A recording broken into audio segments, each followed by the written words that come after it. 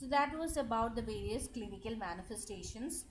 Now we'll see about the general investigations which are done in case of intestinal obstruction.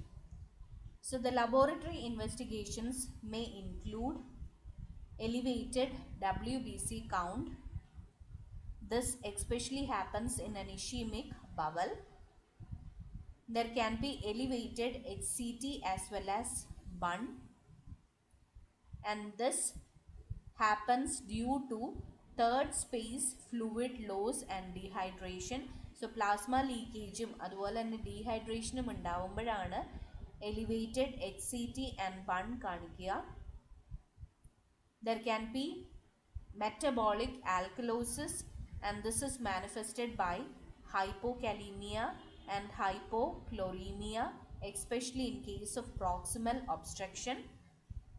So ഇതുവരെ പറഞ്ഞ laboratory investigation: elevated WBC count, elevated HCT and blood urea nitrogen. There can be metabolic alkalosis manifested with hypokalemia and hypochloremia. പഠിക്കുമ്പോൾ ഇതിൻ്റെ reasons പഠിച്ചില്ലെങ്കിലും വേണ്ടില്ല, you should just know the laboratory findings.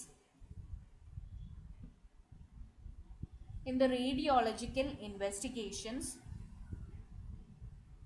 you have to get an X-ray of the abdomen, both anterior posterior as well as lateral view. In the X-ray you can see some findings like there can be large quantities of gas in the bowel. So bowel abnormal ആയിട്ട് large amount of gas collection കാണാൻ പറ്റും. There can be valvulae conniventous in small bowel obstruction and Hostral markings in colonic obstruction. രണ്ടും എന്താന്ന് അടുത്ത സ്ലൈഡിൽ പറഞ്ഞു തരാം. And if it is paralytic ileus, there is uniform presence of gas throughout the gastrointestinal tract. So radiological investigation ഒരു plain X-ray of the abdomen, both anterior posterior and lateral view എടുത്ത് കഴിയുമ്പോൾ കിട്ടുന്ന ഫൈൻഡിങ്സ് ഇതൊക്കെയാണ്. There can be abnormally large amount of gases within the bowel. You can see valvulae conniventous in small bowel obstruction and Hostral markings in colonic distension. There can be uniform presence of air throughout the entire GI tract, especially when there is paralytic ileus. So now let's see what is this valvulae conniventous and Hostral markings. So നിങ്ങൾ anatomy പഠിച്ചപ്പോൾ നമ്മളുടെ large intestine വരയ്ക്കുമ്പോൾ ഓരോ കള്ളികളായിട്ടാണ് വരയ്ക്കുക അല്ലേ. ആ ഓരോ കള്ളികൾക്ക് ഇങ്ങനെ വരയ്ക്കുന്ന ആ ഒരു കുഞ്ഞി ഫോൾഡിന് പറയുന്ന പേരാണ് ഹോസ്റ്റൽ ഫോൾഡ്സ് അല്ലേ. സോ നമ്മളുടെ ഇൻറ്റസ്റ്റൈൻ, ലാർജ് ഇൻറ്റസ്റ്റൈൻ എന്ന് പറയുന്നത് it has got many natural hostral foldings which appears as chambers, and that gives a classic shape to the large intestine. So usually ഒരു എക്സ്റേ എടുക്കുമ്പോൾ ആ ഹോസ്റ്റൽ ഫോൾഡിങ്സ് ഒന്നും അത്ര visible ആവില്ല. So if it is visible, if hostral markings are visible, that may show a colonic distension. So clear ആയെന്ന് തോന്നുന്നു. Hostral markings means visible hostral folds when an X-ray of the large intestine is obtained, and that may show any kind of colonic obstruction. രണ്ടാമത്തെ കാര്യമാണ് വാൽവുലെ കോണിവെൻറ്റസ്. So നമ്മളുടെ small ഇൻറ്റസ്റ്റൈനും ഇതുപോലെ തന്നെ കുഞ്ഞു കുഞ്ഞി chamber അല്ലെങ്കിൽ കള്ളികളുണ്ട്, which are known as the mucosal foldings of the small intestine. So ഈ പടത്തിൽ കാണാൻ പറ്റും ഇങ്ങനെ ഓരോ വരകളായിട്ട് mucosal foldings of the small intestine. So if the mucosal foldings of the small intestine is visible, that is known as valvulae conniventous. So clear ആയി എന്ന് തോന്നുന്നു. If there is visible mucosal foldings of the small intestine in an X-ray, it is known as valvulae conniventous, while if there is visible hostral markings in an abdominal X-ray, that may point out to hostral markings and colonic obstruction. So രണ്ട് conditions നോട്ട്ബുക്കിൽ എഴുതിയിടുക. Haustral markings, visible hostile folds of the large intestine.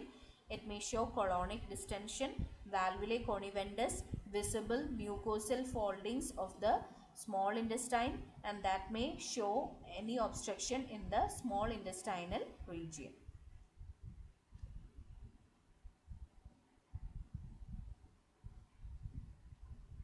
ഇനിയിപ്പോൾ atresia കാരണം ആണ് ഉണ്ടാവുന്നതെങ്കിൽ, and especially if there is a duodenal atresia, when you obtain a radiograph you can see a double bubble sign. So double bubble എന്ന് പറയുമ്പോൾ ഈ ഒരു എക്സ്റേയിൽ നോക്കിയിട്ടുണ്ടെങ്കിൽ here is one bubble and here is the second bubble.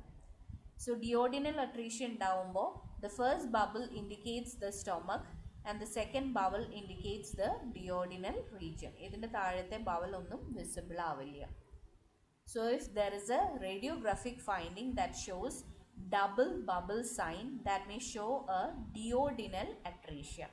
So പല എന്താ entrance എക്സാംസിലും entry എക്സാംസിലും PSC എക്സാംസിലും ഒക്കെ ചോദിക്കാറുണ്ട് double bubble sign indicates എന്താ duodenal atresia. So ഇനി മറക്കരുത്, ഈ ഒരു റേഡിയോഗ്രാഫ് മനസ്സിലുണ്ടാവണം. ഡബിൾ ബബിൾ സൈൻ എന്ന് പറയുമ്പോൾ it is duodenal atresia. First bubble കാണിക്കുന്നത് നമ്മളുടെ സ്റ്റൊമക്കിനെയും സെക്കൻഡ് ബബിൾ കാണിക്കുന്നത് നമ്മളുടെ ഡിയോഡിനത്തിനെയും ആണ്. If there is triple bubble sign, it may show jejunal-ileal atresia.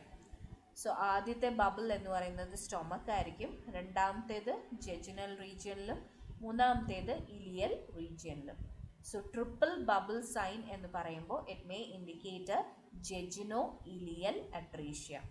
So double bubble sign duodenal atresia, jejunoileal അട്രീഷ്യയിൽ ട്രിപ്പിൾ ബബിൾ സൈൻ ആണ് ഉണ്ടാവുക. So triple bubble sign may indicate a jejunoileal atresia. Double bubble sign may indicate a duodenal atresia. Hostal foldings are seen in colonic obstruction as well as valvulae conivendus, which are mucosal foldings of the small intestine, are seen in a small bowel obstruction. So that was about the radiographic studies. Now we'll see about the various other studies. A barium enema is to be done, especially in case of suspected colonic obstruction, low bowel ileal obstruction. Gastrographin enema is to be done. Gastrographin enema ennu parayunnathu, it has two purposes, both therapeutic as well as diagnostic purposes.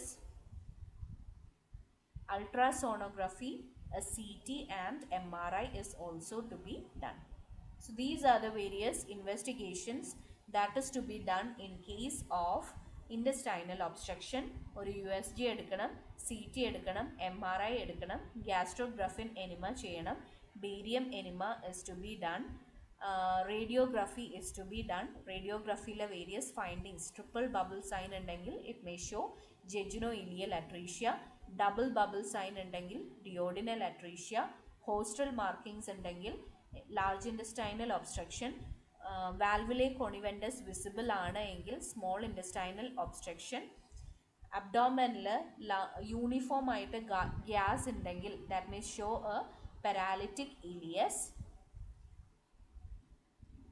and various blood investigations which may show an elevated WBC, elevated HCT and blood urea nitrogen. There can be metabolic alkalosis associated with hypokalemia, hypochloremia, and this especially happens in proximal obstruction. So investigations പഠിക്കുമ്പോൾ major ഇൻവെസ്റ്റിഗേഷൻസിൻ്റെ പേരുകൾ മാത്രം പഠിച്ചാൽ മതി. ഇഷ്യൂമിക് bowel, അതുപോലെ തന്നെ third space fluid loss, അങ്ങനെയൊന്നും പഠിക്കേണ്ട കാര്യമില്ല, റീസൺസ് പഠിക്കേണ്ട കാര്യമില്ല. You should know the investigations. പക്ഷേ റേഡിയോഗ്രാഫി ഡീറ്റെയിൽഡ് ആയിട്ട് അറിഞ്ഞിരിക്കണം, എന്തൊക്കെയാണ് ഓരോന്നിനെയും കാണിക്കുന്നത് എന്ന് അറിഞ്ഞിരിക്കണം. പിന്നെ ബാക്കിയുള്ളതിൻ്റെയും പേരുകൾ, അതായത് barium enema, USG, ultrasound, CT, MRI, gastrographin enema. Okay, so hope you are clear with the investigations. So ഇതാണ് the first general part of intestinal obstruction. ഇനി നമ്മൾ